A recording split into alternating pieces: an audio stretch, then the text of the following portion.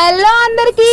ఇంకా నేనైతే మా ఇంట్లో సాంబార్ చేస్తున్నాను. అదేంటి నువ్వు చేస్తున్నా, మీ మమ్మీ కదా చేయాలని అంటారేమో. లేదు, మా మమ్మీకి సాంబార్ అసలు సరిగ్గా చేయడం రాదు.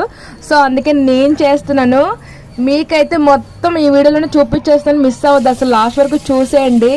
నేనైతే వీటికి పెద్ద ఐటమ్స్ ఏమి తీసుకోలేదు, జస్ట్ వంకాయలు బెండకాయలు తీసుకున్నాను. మీకైతే కావాలంటే యాడ్ చేసుకోవచ్చు. ఫస్ట్ అయితే నేను మంచిగా ఆనియన్స్ వేగినాక పోపు అయితే వేసుకున్నాను.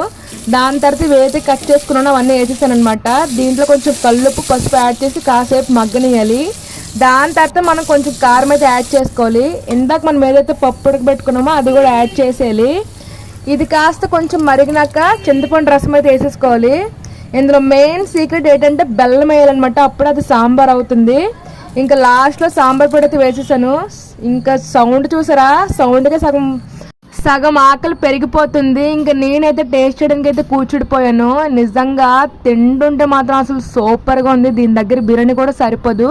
మీరైతే మన ఛానల్ మంచిగా సబ్స్క్రైబ్ చేసుకోండి.